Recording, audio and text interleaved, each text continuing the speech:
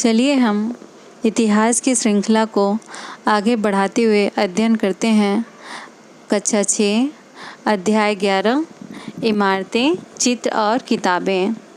मरुत्सामी और लौह स्तंभ। मरुत्सामी आज बहुत खुश था। पहिएदार कुर्सी में बिठाकर उसका भाई उसे कुतुब मीनार दिखाता हुआ प्रसिद्ध लौह स्तंभ के सामने ले गया। धूल भरे पथरीले रास्ते से रैंप के सहारे यहाँ तक आना काफ़ी मुश्किल था। अपने इस अनुभव को मरुत्सामी कभी नहीं भूल पाएगा। धातु विज्ञान। प्राचीन भारतीय धातु वैज्ञानिकों ने विश्व धातु विज्ञान के क्षेत्र में प्रमुख योगदान दिया है। पुरातात्विक खुदाई ने यह दर्शाया है कि हड़प्पावासी कुशल शिल्पी थे और उन्हें तांबे के धातु कर्म कोष्ठक में धातु शोधन की जानकारी थी।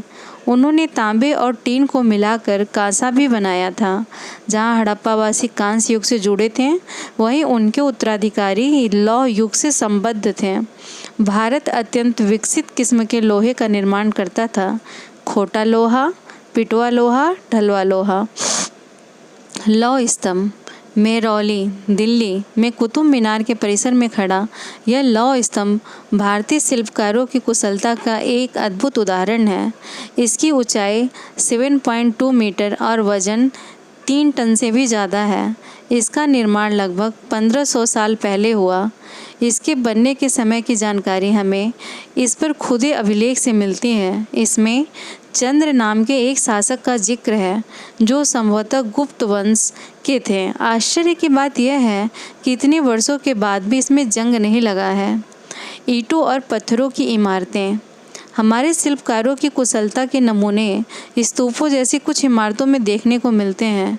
स्तूप का शाब्दिक अर्थ टीला होता है। हालांकि स्तूप विभिन्न आकार के थे, कभी गोल या लंबे तो कभी बड़े या छोटे। उन सब में एक समानता है। प्राय सभी स्तूपों के भीतर एक छोटा सा डिब्बा रखा होता है। इन डिब्बों में बुद्ध या उनके अनुयायियों के शरीर के अवशेष कोष्ठक में जैसे दांत, हड्डी या राख या उनके द्वारा प्रयुक्त कोई चीज़ या कोई कीमती पत्थर अथवा सिक्के रखे रहते हैं। इसे धातु मंजूषा कहते हैं। प्रारंभिक स्तूप धातु मंजूषा के ऊपर रखा मिट्टी का टीला होता था। बाद में टीले को ईंटों से ढक दिया गया और बाद के काल में उस गुंबदनुमा ढांचे को तरासे हुए पत्थरों से ढक दिया गया। प्राय स्तूपों के चारों ओर परिक्रमा करने के लिए एक वृत्ताकार पथ बना होता था जिसे प्रदक्षिणा पथ कहते हैं। इस रास्ते को रेलिंग से घेर दिया जाता था जिसे वेदिका कहते हैं। वेदिका में प्रवेश द्वार बने होते थे। रेलिंग तथा तोरण प्राय मूर्तिकला की सुंदर कलाकृतियों से सजे होते थे। मानचित्र 7 पृष्ठ 105 में अमरावती ढूंढो। यहाँ कभी एक भव्य स्तूप हुआ करता था। लगभग 2000 साल पहले इस स्तूप को सजाने के लिए शिलाओं पर चित्र उकेरे गए। कई बार पहाड़ियों को काटकर बनावटी गुफाएं बनाई जाती थीं। इस तरह की कई गुफाओं को मूर्तियों तथा चित्रों द्वारा सजाया जाता था। दाहिने ऊपर सांची का महान स्तूप, मध्य प्रदेश। इस तरह के स्तूपों का निर्माण कई सौ साल तक चला। इस स्तूप में ईंटों का प्रयोग संभवतः अशोक के ज़माने का है, जबकि रेलिंग और प्रवेश द्वार बाद के शासकों के काल में जोड़े गए। बाएं अमरावती की एक शिल्पकृति। इस चित्र को देखकर इसका वर्णन करो। इस काल में कुछ आरंभिक हिंदू मंदिरों का भी निर्माण किया गया। इन मंदिरों में विष्णु, शिव तथा दुर्गा जैसी देवी देवताओं की पूजा होती थी। मंदिरों का सबसे महत्वपूर्ण भाग गर्भगृह होता था, जहां मुख्य देवी या देवता की मूर्ति को रखा जाता था। इसी स्थान पर पुरोहित धार्मिक अनुष्ठान करते थे और भक्त पूजा करते थे। अक्सर गर्भगृह को एक पवित्र स्थान के रूप में दिखाने के लिए भीतर गांव जैसे मंदिरों में उसके ऊपर काफ़ी ऊंचाई तक निर्माण किया जाता था, जिसे शिखर कहते थे। शिखर निर्माण के कठिन कार्य के लिए सावधानी से योजना बनानी पड़ती थी। अधिकतर मंदिरों में मंडप नाम की एक जगह होती थी। यह एक सभागार होता था जहां लोग इकट्ठे होते थे। बाएं ऊपर उत्तर प्रदेश के भीतर गांव का एक आरंभिक मंदिर। यह लगभग 1500 साल पहले पकी ईंटों और पत्थरों से बनाए गए थे। दाएं ऊपर महाबलीपुर के एकास्मिक मंदिर। इनमें से प्रत्येक मंदिर एक ही विशाल पहाड़ी को तराश कर बनाया गया है, इसलिए इन्हें एकास्मक कहा गया है। ईंटों से बनाए जाने वाले मंदिरों से यह बिल्कुल भिन्न होते थे। ईंट से बनी इमारतों में नीचे से ईंटों की एक एक तह जोड़ते हुए उसे ऊपर की ओर ले जाते हैं, जबकि चट्टान तराश कर बनाए जाने वाले मंदिरों को पत्थर काटने वाले ऊपर से नीचे के क्रम में बनाते हैं। इन मंदिरों को बनाते समय पत्थर काटने वालों को किन समस्याओं का सामना करना पड़ता होगा, इसकी सूची बनाओ। दाएं ऐहोल का दुर्गा मंदिर। यह लगभग 1400 साल पहले बनाया गया था। मानचित्र 7 पृष्ठ 105 में महाबलीपुरम और ऐहोल को ढूंढो। इन शहरों में पत्थरों से बने कुछ उत्कृष्ट मंदिर हैं, उनमें से कुछ यहाँ दिखाए गए हैं। स्तूप तथा मंदिर किस तरह बनाए जाते थे। स्तूपों तथा मंदिरों को बनाने की प्रक्रिया में कई अवस्थाएं आती थीं। इसके लिए काफ़ी धन खर्च होता था, इसलिए आमतौर पर राजा या रानी ही इन्हें बनवाने का निश्चय करते थे। पहला काम अच्छे किस्म के पत्थर ढूंढकर शिलाखंडों को खोद कर निकालना होता था। फिर मंदिर या स्तूप के लिए सोच विचार कर तय किए गए स्थान पर शिलाखंडों को पहुंचाना होता था, जहां पत्थरों को काट छाट कर तराशने के बाद खंभों, दीवारों की चौखटों, फर्शों तथा छतों का आकार दिया जाता था। इन सब के तैयार हो जाने पर सही जगहों पर उन्हें लगाना काफ़ी मुश्किल का काम था। दाएं बाएं उड़ीसा का जैन मठ। एक पहाड़ी को खोदकर इस 2 मंजिली इमारत को बनाया गया है। कमरों के प्रवेश द्वारों को ध्यान से देखो। इनमें जैन भिक्षु रहते थे और ध्यान करते थे। पृष्ठ 14 पर दिए गए चित्र अध्याय 2 और यहाँ दिखाई गई गुफाओं में क्या अंतर है। नीचे राष्ट्रीय संग्रहालय नई दिल्ली से एक मूर्ति का चित्र। क्या तुम यहाँ देख पा रहे हो कि किस प्रकार गुफाओं की खुदाई की गई होगी। इस तरह के शानदार ढांचों का निर्माण करने वाले शिल्पकारों को सारा खर्च संभवतः राजा रानी ही देते थे। इसके अतिरिक्त इन स्तूपों या मंदिरों में आने वाले भक्त जो उपहार अपने साथ लाते थे, उनसे इमारत की सजावट की जाती थी। जैसे हाथी दांत का काम करने वाले श्रमिकों को संघ ने सांची के एक अलंकृत प्रवेश द्वार तोरण को बनाने का खर्च दिया था। इनकी सजावट के लिए पैसे देने वालों में व्यापारी, कृषक, माला बनाने वाले, इत्र बनाने वाले, लोहार, सुनार तथा ऐसे कई स्त्री पुरुष शामिल थे जिनके पास खंभों, रेलिंगों तथा दीवारों पर खुदे हैं। इसलिए जब तुम इन स्थानों को देखने जाओ तो याद रखना कि कितने सारे लोगों ने इन्हें बनाने और सजाने में अपना योगदान दिया था। अध्याय 8 के पृष्ठ 83 पर दिए गए चित्र की तरह तुम भी मंदिरों तथा स्तूपों के निर्माण के दौरान आने वाली विभिन्न चरणों का चित्र बनाओ। चित्रकला। मानचित्र 7 में अजंता को ढूंढो। यह वह जगह है जहाँ के पहाड़ों में सैकड़ों साल के दौरान कई गुफाएं खोदी गईं। इनमें से ज़्यादातर बौद्ध भिक्षुओं के लिए बनाए गए विहार थे। इनमें से कुछ को चित्रों द्वारा सजाया गया था। यहाँ उनके कुछ उदाहरण दिए गए हैं। गुफाओं के अंदर अंधेरा होने की वजह से अधिकांश चित्र मसालों की रोशनी में बनाए गए थे। इन चित्रों के रंग 1500 साल बाद भी चमकदार हैं। ये रंग पौधों तथा खनिजों से बनाए गए थे। इन महान कृतियों को बनाने वाले कलाकार अज्ञात हैं। पुस्तकों की दुनिया। इस युग में कई प्रसिद्ध महाकाव्यों की रचना की गई। इन उत्कृष्ट रचनाओं में स्त्री पुरुषों की वीर गाथाएं तथा देवताओं से जुड़ी कथाएं हैं। करीब 1800 साल पहले एक प्रसिद्ध तमिल महाकाव्य शिल्पाधिकारम की रचना इलांगो नामक कवि ने की। इसमें कोवलन नाम के एक व्यापारी की कहानी है। वह पुहार में रहता था। अपनी पत्नी कन्नगी की उपेक्षा कर वह एक नर्तकी माधवी से प्रेम करने लगा। बाद में वह कन्नगी और पुहार छोड़कर मदुरै चले गए।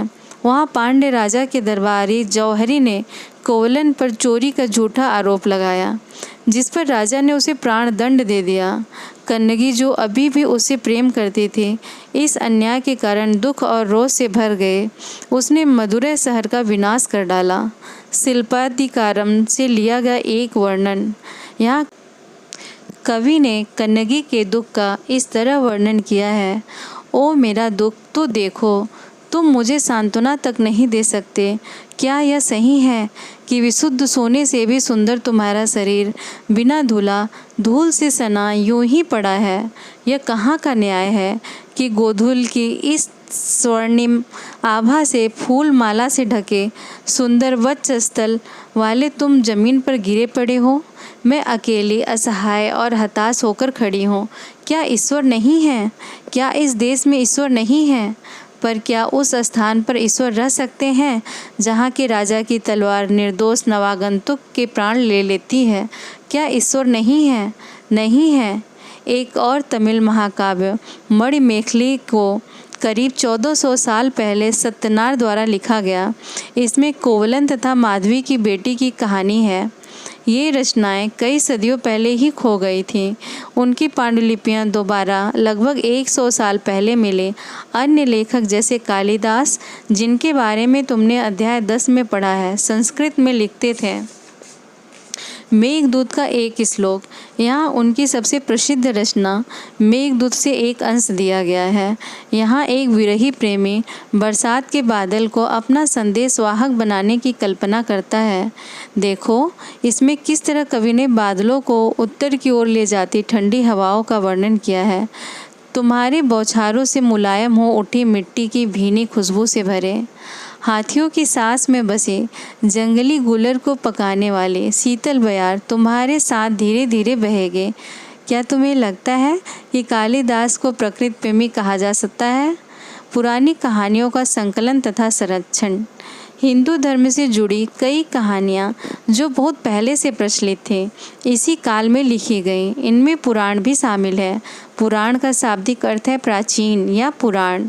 पुराणों में विष्णु, शिव, दुर्गा या पार्वती जैसे देवी देवताओं से जुड़ी कहानियाँ हैं। इनमें इन देवी देवताओं की पूजा की विधियाँ दी गई हैं। इसके अतिरिक्त इनमें संसार की सृष्टि तथा राजाओं के बारे में भी कहानियाँ हैं। अधिकतर पुराण सरल संस्कृत श्लोक में लिखे गए हैं, जिससे सब उन्हें सुन और समझ सकें। स्त्रियां तथा शूद्र जिन्हें वेद पढ़ने की अनुमति नहीं थी, वे भी इसे सुन सकते थे। पुराणों का पाठ पुजारी मंदिरों में किया करते थे, जिसे लोग सुनने आते थे। 2 संस्कृत महाकाव्य महाभारत और रामायण लंबे अरसे से लोकप्रिय रहे हैं। तुम में से भी कुछ बच्चे इन कहानियों से परिचित होंगे। महाभारत कौरव और पांडवों के बीच युद्ध की कहानी है।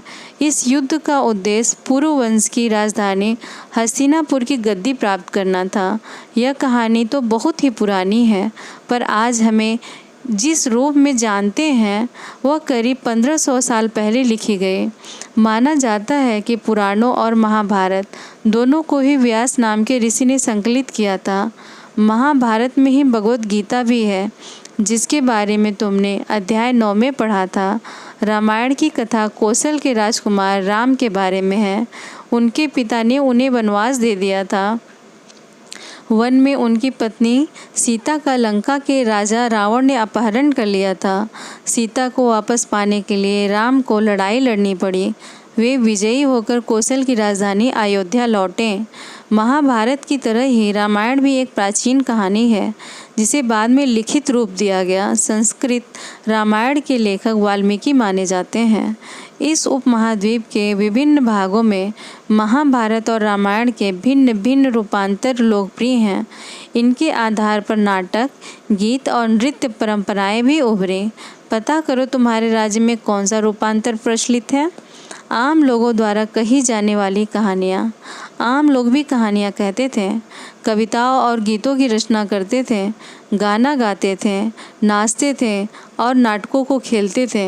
इनमें से तो कुछ इस समय के आसपास जातक और पंचतंत्र की कहानियों के रूप में लिखकर सुरक्षित कर लिए गए।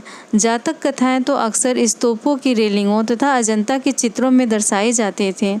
इनमें से एक कहानी अगले पृष्ठ पर दी गई है। बंदर राजा की कहानी। एक समय बंदरों का एक महान राजा हुआ। वह हिमालय पर गंगा के किनारे अपने 80,000 अनुयायियों के साथ रहता था। इन सारे बंदरों को एक खास आम के पेड़ के फल बहुत प्रिय थे। ये आम बड़े मीठे होते थे। इतने स्वादिष्ट आम धरातल पर नहीं उगते थे। एक दिन एक पका हुआ आम गंगा नदी में गिरकर बहते बहते वाराणसी पहुंच गया। उस वक्त नदी में वहाँ का राजा नहा रहा था। उसे वह आम मिला। उसे चक्कर वह हैरान रह गया। उसने अपने राज्य के जंगलों की देखभाल करने वालों से पूछा कि क्या वे इस आम के पेड़ को ढूंढ सकते हैं या नहीं। वे राजा को हिमालय की पहाड़ी पर ले गए। वहाँ पहुंचकर राजा तथा उसके दरबारियों ने खूब आम खाए। रात में राजा ने देखा कि बंदर भी पके आमों का मज़ा ले रहे हैं। राजा को यह बात बुरी लगी और उसने उन्हें मार डालने का फैसला किया। बंदरों के राजा ने अपनी प्रजा को बचाने की एक योजना बनाई। उसने आम के पेड़ की टहनियों को तोड़कर उन्हें आपस में बांधकर नदी पर एक पुल बनाया। इसके एक छोर को वह तब तक पकड़े रहा जब तक उसकी सारी प्रजा ने नदी पार न कर लिया। पर इस प्रयास से वह इतना थक गया कि मरणासन्न होकर गिर पड़ा। राजा ने जब यह सब देखा तो उसने बंदर राजा को बचाने की काफ़ी कोशिश की, पर वह सफल न हुआ। बंदर राजा की मृत्यु पर उसे शोक हुआ और राजा ने उसे पूरा सम्मान दिया। मध्य भारत में भरहुत के एक स्तूप से मिले एक पत्थर पर उकेरे गए चित्र में इसे दिखाया गया है। क्या तुम बता सकते हो कि इसमें कहानी का कौन सा हिस्सा दिखाया गया है? यह हिस्सा क्यों चुना गया होगा? विज्ञान की पुस्तकें। इसी समय गणितज्ञ तथा खगोल शास्त्री आर्यभट्ट ने संस्कृत में आर्यभट्टियम नामक पुस्तक लिखी। इसमें उन्होंने लिखा कि दिन और रात पृथ्वी की अपनी धुरी पर चक्कर काटने की वजह से होते हैं, जबकि लगता है कि रोज सूर्य निकलता है और डूबता है। उन्होंने ग्रहण के बारे में भी एक वैज्ञानिक तर्क दिया। उन्होंने वृत्त की परिधि को मापने की भी विधि ढूंढ निकाली, जो लगभग उतना ही सही है जितनी कि आज प्रयुक्त होने वाली विधि। वराहमिहिर, ब्रह्मगुप्त और भास्कराचार्य कुछ अन्य गणितज्ञ और खगोलवेत्ता थे जिन्होंने कई खोजें की। इनके बारे में और पता लगाएं। शून्य अंकों का प्रयोग पहले से होता रहा था, पर अब भारत के गणितज्ञों ने शून्य के लिए एक नए चिन्ह का आविष्कार किया। गिनती की यह पद्धति अरबों द्वारा अपनाई गई और तब यूरोप में भी फैल गई। आज भी यह पूरी दुनिया में प्रयोग की जाती है। रोम के निवासी शून्य का प्रयोग किए बगैर गिनती करते थे। उसके बारे में और भी जानकारी हासिल करने की कोशिश करो। आयुर्वेद चिकित्सा विज्ञान की एक विख्यात पद्धति है जो प्राचीन भारत में विकसित हुई। प्राचीन भारत में आयुर्वेद के दो प्रसिद्ध चिकित्सक थे, चरक प्रथम द्वितीय शताब्दी में और सुश्रुत चौथी शताब्दी ईस्वी। चरक द्वारा रचित चरक संहिता औषधि शास्त्र की एक उल्लेखनीय पुस्तक है। अपनी रचना सुश्रुत संहिता में सुश्रुत ने शल्य चिकित्सा की विधियों का विस्तृत वर्णन किया है। अन्यत्र कागज़ आज हमारे रोज़मर्रा की ज़िंदगी का हिस्सा बन गया है। जो किताबें हम पढ़ते हैं वे कागज़ पर छपी होती हैं। उसी तरह लिखने के लिए भी हम कागज़ का उपयोग करते हैं। कागज़ का आविष्कार करीब 1900 साल पहले काई लुन नाम के व्यक्ति ने चीन में किया। उसने पौधों के रेशों, कपड़ों और रस्सियों को, पेड़ की छालों को पीट कर लुगदी बनाकर उसे पानी में भिगो दिया। फिर उस लुगदी को दबाकर उसका पानी निचोड़ा और तब सुखाकर कागज़ बनाया। आज भी हाथ से कागज़ बनाने के लिए इसी विधि को अपनाया जाता है। कागज़ बनाने की तकनीक को सदियों तक गुप्त रखा गया। करीब 1400 साल पहले यह कोरिया तक पहुँचे। इसके तुरंत बाद यह जापान तक फैल गए। करीब 1800 साल पहले यह बगदाद में पहुँचे। फिर बगदाद से यह यूरोप, अफ्रीका और एशिया के अन्य भागों में फैले। इस उपमहाद्वीप में भी कागज़ की जानकारी बगदाद से ही आई। प्राचीन भारत की पांडुलिपियाँ किस चीज़ पर तैयार की जाती थी? संकेत। अध्याय 1। कल्पना करो तुम एक मंदिर के मंडप में बैठे हो। अपने चारों तरफ के दृश्य का वर्णन करो। धन्यवाद।